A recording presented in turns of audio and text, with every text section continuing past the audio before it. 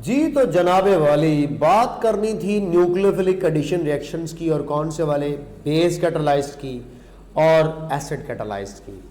ये video totally in reactions के ऊपर बेस कर रही है। तो आइए ज़रा देखते हैं। सबसे पहले बेस कैटालाइज मैंने आपको बता दिया, इसका काम होता है एक वीक न्यूक्लियोफाइल को स्ट्रॉन्ग न्यूक्लियोफाइल में कन्वर्ट कर देना, ठीक है, ताकि न्यूक्लियोफाइल बासानी कार्बोनिल कंपाउंड पर अटैक करे और आपको एक अडक्ट दे सके। ओके, आपको पता होना चाहिए कि बेस कैटालिस्ट हमेशा एट द एंड कैटालिस्ट का काम होता है रीगेन हो जाना। इसका पहला रिएक्शन है हाइड्रोजन सायानाइड की एडिशन। हाइड्रोजन सायानाइड आता कहां से है, बनता कहां से है, इसका सोर्स क्या है, सोडियम सायानाइड और HCl। यानी कि आप लोग यूं समझ लो कि इस रिएक्शन के अंदर जो रिएजेंट है वो स्पेशली फ्रेश प्रिपेयर्ड होता है। यानी कि रिएजेंट पहले रिएक्शन करते हैं और रिएक्शन के रिजल्ट में सोडियम क्लोराइड और साथ में हाइड्रोजन सायानाइड बनाते हैं। दो चीज़ें बनती हैं। हाइड्रोजन सायानाइड में सायानाइड जो है वो एज ए न्यूक्लियोफाइल आएगा। और आपको यहाँ पे मज़ेदार बात बताऊं कि हाइड्रोजन सायानाइड में कार्बन जो है वो न्यूक्लियोफिलिक एटम के तौर पे काम करता है। Carbon act as nucleophilic atom. ये जो नेगेटिव चार्ज है ये कार्बन पर होता है और कार्बन इस कार्बोनिल कार्बन को इलेक्ट्रॉन पेयर डोनेट करता है और ये सिग्मा और पाई बॉन्ड्स आपके सामने मौजूद है। तो इस पार्शियल पॉजिटिवली चार्ज कार्बन पर अटैक करने वाला सायानाइड है और सायानाइड एक्ट करता है एज ए न्यूक्लियोफाइल और इसमें कार्बन जो है वो न्यूक्लियोफिलिक एटम के तौर पे एक्ट करता है।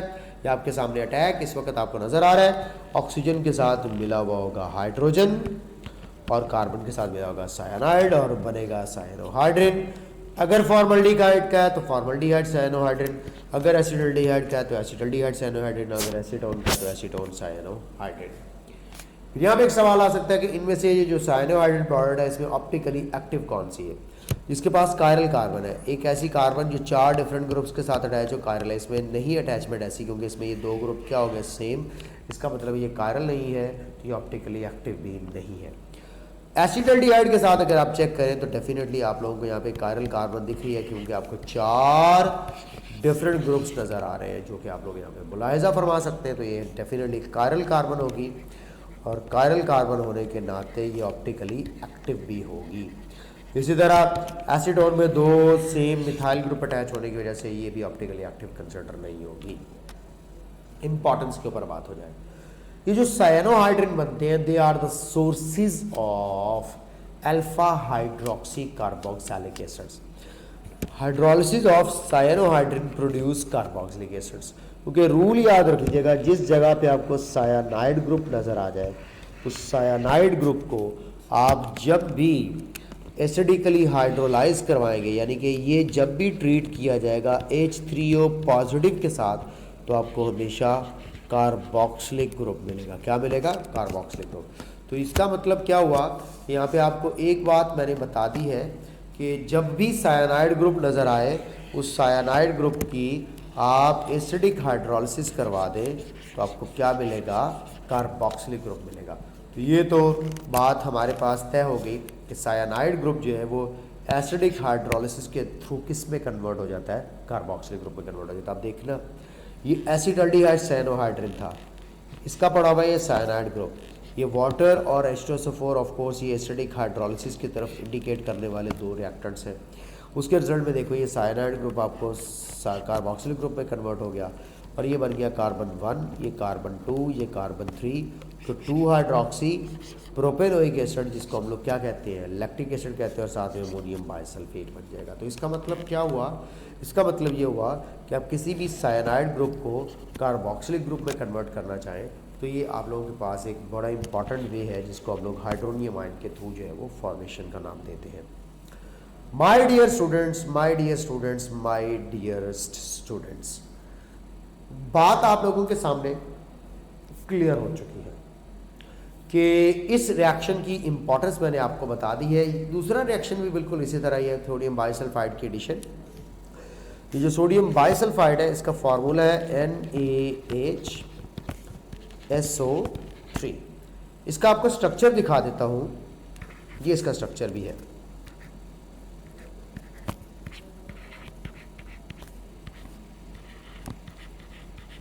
जी जनाब, इसका स्ट्रक्चर इसमें सल्फर 4 बॉन्ड बनाए हैं और एक इसमें लोन पे रखे हुए हैं। सबसे पहला सवाल तो याद रखिएगा कि यहाँ पे न्यूक्लियोफिलिक एटम कौन है जिसने एज ए न्यूक्लियोफाइल एक्ट करना है, तो मैं आपके सामने इंडिकेट कर रहा हूँ सल्फर एटम, क्योंकि इसकी इलेक्ट्रोनेगेटिविटी लो है और यही अपना इलेक्ट्रॉन पे डोनेट करता है। और मैं कह देता हूँ कि न्यूक्लियोफिलिक एटम सोडियम बाइसल्फाइड के अंदर सल्फर है। न्यूक्लियोफिलिक एटम सोडियम बाइसल्फाइड में सल्फर है, ठीक है जी। तो ये यहाँ पे न्यूक्लियोफिलिक एटम होता है, ठीक है बेटा। अब आप लोगों के सामने देखिए फॉर्मल्डिहाइड से बाइसल्फाइड एडिशन जो बन रही होगी वो फॉर्मल्डिहाइड बाइसल्फाइड होगा, एसिटल्डिहाइड बाइसल्फाइड होगा और एसीटोन बाइसल्फाइड होगा। इस रिएक्शन की क्या इंपॉर्टेंस है? Bisulphides are heated with dilute mineral acids, यानी कि जो बाइसल्फाइड बनता है इसको dilute mineral acid like HCl के साथ हीट करते हैं तो आपको दोबारा से एल्डिहाइड्स और कीटोन्स मिल जाते हैं। ओके सर, फ़ायदा फिर रिएक्शन कराना, जो दोबारा ही वो हासिल करना है, फ़ायदा है क्यों नहीं है। The reaction is used for the separation and the purification of the carbonyl compounds from non carbonyl compounds. क्या मतलब? एक बीकर है, उसमें अल्कोहल को मिक्स किया गया है एल्डिहाइड के साथ। आप इसमें से सिर्फ एल्डिहाइड को बाहर निकालना चाहते हैं, डिस्टिलेशन, क्रिस्टलाइजेशन, ये वो सारी टेक्निक्स यहाँ पे फेल है। आप सिंपली इसमें ऐड करो सोडियम बाइसल्फाइड। जैसे आप सोडियम बाइसल्फाइड को ऐड करोगे ये सीधा जाके अडक्ट बना लेगा एल्डिहाइड के साथ। और उसके बाद आपको पता है इस वाइट कलर के प्रेसिपिटेट्स होते हैं, क्या होते हैं? वाइट प्रेसिपिटेट्स, ठीक है। ये वाइट क्रिस्टलाइन एडिशन प्रोडक्ट होगी। इन वाइट कलर के प्रेसिपिटेट्स को आप रिमूव कर लें। रिमूव करने का मतलब है आपने बाइसल्फाइड प्रोडक्ट रिमूव कर लिया है। उस बाइसल्फाइड प्रोडक्ट का फिर HCl के साथ ट्रीटमेंट करवा के आप दोबारा से एल्डिहाइड्स को हासिल कर सकते हैं। तो नॉन कार्बोनाइल कंपाउंड से कार्बोनाइल कंपाउंड को सेपरेट भी करना हो, प्योरीफाई भी करना हो, पेपर में क्वेश्चन आ जाए कौन सा रिएक्शन यूज़ करेंगे, तो आंसर होना चाहिए बाइसल्फाइड एडिशन प्रोडक्ट यूज़ करेंगे। मैकेनिज्म इसका बेहद आसान है। ये आयोनाइजेशन हो जाती है H+ आयन और बाइसल्फाइड सल्फर के ऊपर पड़ा हुआ जो ऑफ कोर्स नेगेटिव चार्ज है। एक्चुअली इनेक्टिव चार्ज तो ऑक्सीजन पर होता है, लेकिन मैं बच्चों को बताता हूँ कि सल्फर का बेसिकली वो लोन पेयर होता है जो कार्बोनाइल कार्बन की तरफ जाता है, सल्फर ही अटैच होती है और यही एज ए जो है वो न्यूक्लियोफिलिक एटम के तौर पे काम करती है। बाद में फिर हाइड्रोजन लग जाता है जो सेपरेट हुआ होता है और पूरे का पूरा सोडियम बाइसल्फाइड ऐड हो जाता है। इसके अलावा आप लोगों को ग्रिग्नॉर्ड रीजन वाले रिएक्शन में प्रीवियस अल्कोहल्स वाले यूनिट में करवा चुका हूँ, इसलिए दोबारा से उसको यहाँ पे करने की ज़रूरत नहीं है, ठीक है। आपको पता है फॉर्मल्डिहाइड के साथ प्राइमरी है और एसिटल्डिहाइड के साथ सेकेंडरी और ऑफ कोर्स एसीटोन के साथ टर्शरी है। और जितने कार्बन का अल्काइल ग्रुप हो उतने ही कार्बन उसमें आप जो है वो प्लस कर दें कार्बोनाइल कार्बन वाले, तो ग्रिग्नॉर्ड रिएजेंट वाले और कार्बोनिल कार्बन के कार्बन को कंबाइन करके प्रोडक्ट के अंदर जो है वो कार्बन एटम्स की तादाद होती है। एल्डोल कंडेंसेशन, ये कंडेंसेशन क्या होता है कि reaction in which 2 molecules of same और डिफरेंट कंपाउंड्स, यानी कि 2 डिफरेंट या सेम कंपाउंड्स आपस में कंबाइन होकर एक नया कंपाउंड बनेगा। विद और विदाउट एलिमिनेशन दोनों पॉसिबिलिटीज़ हो सकती हैं, यानी कि विद एलिमिनेशन भी हो सकती है, विदाउट एलिमिनेशन भी हो सकती है। किसकी? Small molecules like water, ammonia वगैरह जैसा, NH3 वगैरह जैसा इज कॉल्ड एल्डोल कंडेंसेशन। यानी कि 2 डिफरेंट या 2 सेम कार्बोनिल कंपाउंड्स अगर आपस में कंबाइन होकर के कोई एक सिंगल प्रोडक्ट बनाते हैं, उसमें स्मॉल मॉलिक्यूल एलिमिनेट हो भी सकते हैं और नहीं भी हो सकता, दोनों पॉसिबिलिटीज है, तो ये कहलाता है कंडेंसेशन रिएक्शन। कंडेंसेशन रिएक्शन हमारे पास 2 तरह की होगी। एक हमारा एल्डोल कंडेंसेशन जो है, ये जो हमारे पास एल्डोल कंडेंसेशन है इसकी 2 टाइप्स में बच्चों को बताता होता हूँ। एक इसमें आती होती है cross aldol condensation. Cross aldol condensation क्या होती है? जिसमें 2 डिफरेंट कार्बोनाइल कंपाउंड्स होते हैं, जिसमें 2 डिफरेंट कार्बोनाइल कंपाउंड्स होते हैं, वो क्रॉस एल्डोल कंडेंसेशन होती है। एल्डिहाइड्स और ketones containing alpha hydrogen react करते हैं। ये शर्त है, ये बहुत बड़ी शर्त है कि इसकी अल्फा हाइड्रोजन होनी चाहिए। Carbonyl compound must have alpha hydrogen, ये कंडीशन है। दूसरी, 2 same carbonyl compounds undergo aldol condensation. अगर आप 2 सेम कार्बोनाइल कंपाउंड्स की बजाय डिफरेंट का वर्ड यूज करोगे तो फिर एल्डोल कंडेंसेशन ना कहना, फिर क्रॉस एल्डोल कंडेंसेशन कहना।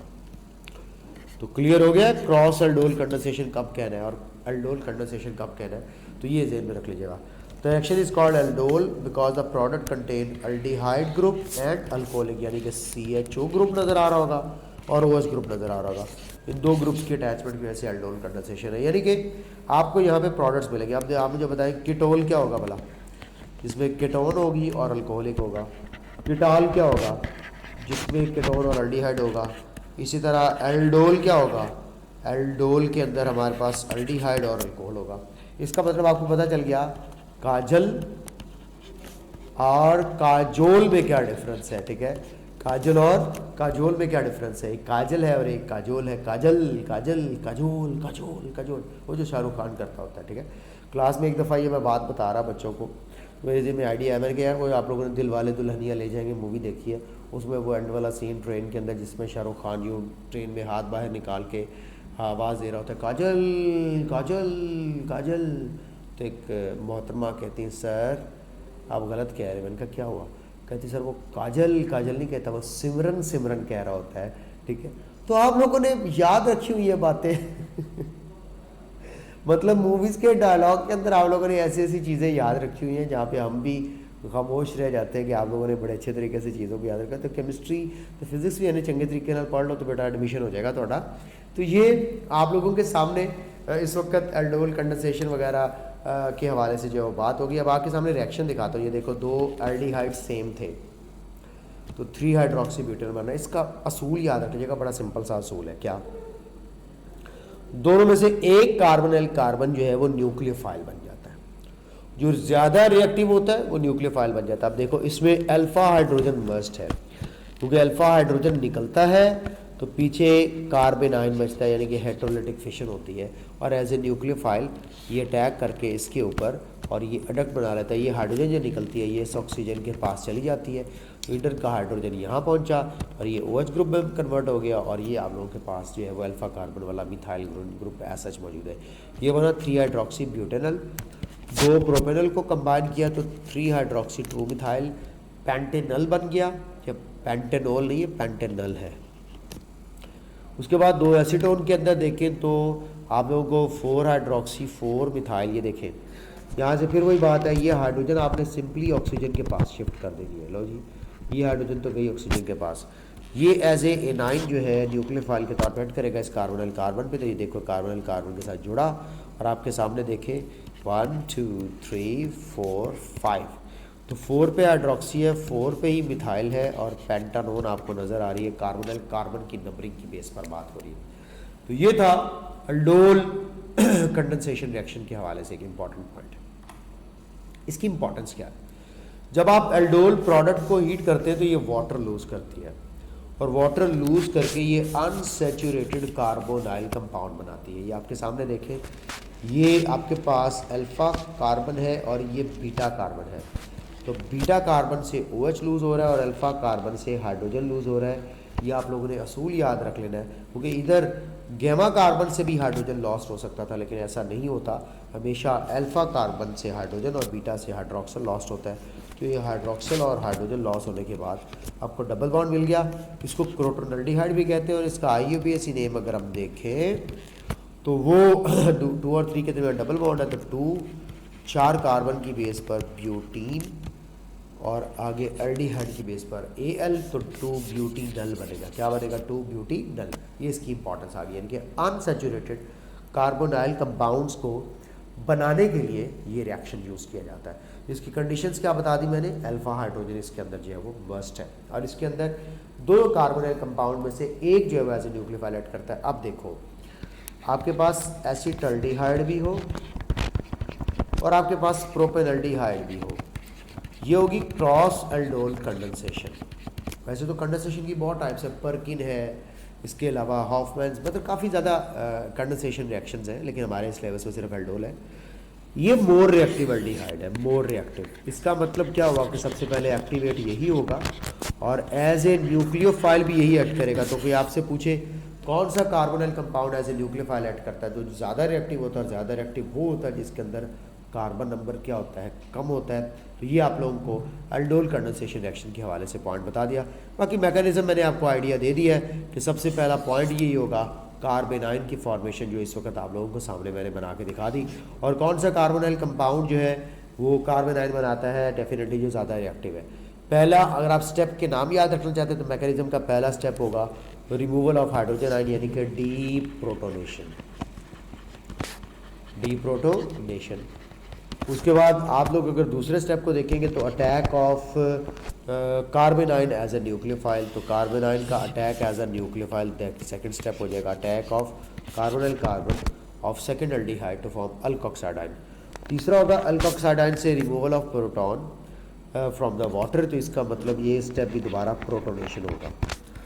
तो पहला डीप्रोटोनेशन था, दूसरा जो है वो अटैक ऑफ न्यूक्लियोफाइल है, सेकंड है जी अटैक ऑफ न्यूक्लियोफाइल। तीसरे नंबर पर हमारे पास प्रोटोनेशन है कि वाटर से प्रोटॉन गेन कर लिया जाता है, तो प्रोटोनेशन है। और ऑफ कोर्स प्रोटोनेशन करने के बाद आपको एल्डोल मिल जाती है। तो 3 स्टेप्स हैं, deprotonation of carbonyl compound, attack of nucleophile या attack of carbonyl compound as a nucleophile, और प्रोटोनेशन। 3 स्टेप्स को आपने याद रख लेना है। Cannizzaro's reaction, aldehydes having no alpha hydrogen react करता है अल्कली के साथ और अल्कोहल और कार्बोक्सिलिक एसिड का सॉल्ट बनाता है, जिसको कैनिज़ारोस रिएक्शन भी कहते हैं, डिस्प्रोपोर्शनेशन भी कहते हैं, सेल्फ ऑक्सीडेशन रिडक्शन कहते हैं, साइमल्टेनियस ऑक्सीडेशन रिडक्शन रिएक्शन भी कहा जाता है। ठीक है। अच्छा, इसमें अब आपने याद कर रखना कंडीशंस। अल्डिहाइड जिसमें कोई अल्फा हाइड्रोजन नहीं है शो करेगा, 50% NaOH होगा, इसको सेल्फ ऑक्सीडेशन रिडक्शन कहते हैं। और एक अल्डिहाइड रिड्यूस होकर अल्कोहल बनाएगा, दूसरा अल्डिहाइड ऑक्सीडाइज होकर एसिड बनाएगा। तो ये भी पेपर में सवाल आ सकता है कि अगर आप लोगों के सामने मैं रिएक्शन शो करूँ तो 2 अल्डिहाइड्स थे, तो एक अल्डिहाइड अगर अल्कोहल में कन्वर्ट हो रहा है, दूसरा अल्डिहाइड अगर कार्बोक्सिलिक एसिड में कन्वर्ट हो रहा है, तो कार्बोक्सिलिक एसिड वाला ऑक्सीडाइज्ड प्रोडक्ट है, अल्कोहल वाला रिड्यूस्ड प्रोडक्ट है। क्योंकि आगे हम जाके पढ़ेंगे कि अल्डिहाइड्स और कीटोन्स रिडक्शन करके अल्कोहल्स में कन्वर्ट होते हैं और अल्कोहल्स ऑक्सीडाइज होकर अल्डिहाइड्स और कीटोन्स में कन्वर्ट होते हैं। दोनों एक दूसरे का ऑपोजिट रिएक्शंस हैं। देखो बेंजल्डिहाइड के पास भी ये जो कार्बन है इसके पास कोई अल्फा हाइड्रोजन नहीं है, फॉर्मल्डिहाइड के पास जो कार्बन है इसके पास वैसे ही अल्फा कार्बन ही नहीं है, तो अल्फा हाइड्रोजन कहाँ से आ गई। तो ये हमारे पास देखो बेंजाइल अल्कोहल जो है ये अल्कोहल है, ये रिड्यूस प्रोडक्ट है, और बेंजोइक एसिड का जो सॉल्ट है सोडियम बेंजोएट जो है ये हमारे पास जो है वो ऑक्सीडाइज प्रोडक्ट है। तो बात हो चुकी है क्लियर। एल्डोल कंडेंसेशन में कैनिज़ारोस रिएक्शन तक भी बात पहुंच गई। मैकेनिज्म इसका आप देख सकते हैं, स्टेप के नाम आप खुद रख सकते हैं कि बेस का अटैक, एनायन की फॉर्मेशन, सेकेंड नंबर पर देखो transfer of hydrogen to second molecule of formaldehyde, तो ये यानी पे हमारे पास हो सकता है प्रोटोनेशन। देखो यहाँ से ये हाइड्राइड आयन आ रही है, प्रोटोनेशन तो नहीं ना होना चाहिए, हाइड्राइड लिखना चाहिए, हाइड्राइड आयन ट्रांसफ़र। तो इसको मैं प्रोटोनेशन नहीं कहूँगा, प्रोटोनेशन की बजाय हाइड्राइड आयन ट्रांसफ़र लिखें, हाइड्राइड आयन ट्रांसफ़र। क्योंकि प्रोटोनेशन तो H+ आयन का ट्रांसफ़र होता है, यहाँ पे हाइड्राइड आयन ट्रांसफ़र है। फिर ये देखें methoxide act as a base और remove H+ ion from formic acid, तो इसको आप कह सकते हैं डीप्रोटोनेशन। और एंड पे देखो फॉर्मेट आयन अल्कली के साथ रिएक्शन करके सॉल्ट बना लेंगे तो सॉल्ट फॉर्मेशन होगा। तो ये आप लोगों ने स्टेप्स के नेम याद रखे। पेपर में सवाल क्या आएगा मैकेनिज्म से रिलेटेड, कोई भी आपको स्टेप दिया होगा और उसका नाम आपसे पूछ सकता है। तो ये स्टेप, ये अगर स्टेप आपको फॉर एग्जांपल दे दे तो इसका क्या नाम होगा, डीप्रोटोनेशन। ये स्टेप अगर आपको दे देता है इसका क्या मतलब होगा, सॉल्ट फॉर्मेशन। तो इस तरह के सिंपल से क्वेश्चंस हैं जो आप लोग देखोगे। बेस कैटालिस्ट का आखिरी रिएक्शन करवाने लगा हूँ, हेलोफॉर्म रिएक्शन।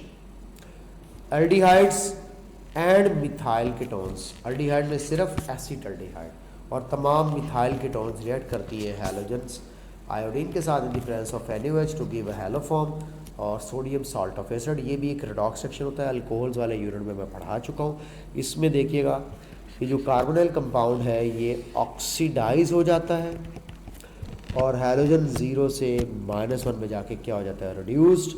अब यहाँ पे आप लोगों ने वो रेशो याद रखनी है। अल्कोहल के केस में अगर आपको याद हो तो मैंने आयोडीन बनाए थे 4 और NaOH बनाए थे 6।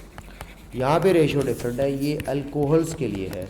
यहाँ पे देखें तो 3 आयोडीन है और 4 आपके पास जो है वो सोडियम हाइड्रोक्साइड है। तो 3 आयोडीन और 4 सोडियम हाइड्रोक्साइड की बेस पर ये रिएजेंट के मोल्स जो है ये इंपॉर्टेंट है, जो आप लोगों ने अच्छे तरीके से ज़हन के अंदर रख लेने हैं। ये बात आप लोगों को मैं बताना और सिखाना चाह रहा था। अब आप लोगों को कौन सा एल्डिहाइड आइडोफॉर्म टेस्ट शो करेगा और कौन सा कीटोन आइडोफॉर्म टेस्ट शो करेगा, तो आप लोगों को एक असूल ना बता दूं, आप लोगों को एक रूल ना बता दूं, और वो रूल आपके जितना काम आने जा रहा है आपको पता ही नहीं है इसके अंदर कि वो रूल क्या है। अब मैं आपको बताता हूँ कि असल में कार्बोनाइल कंपाउंड्स के लिए आइडोफॉर्म टेस्ट जो है ये बेसिकली किस चीज़ का टेस्ट है।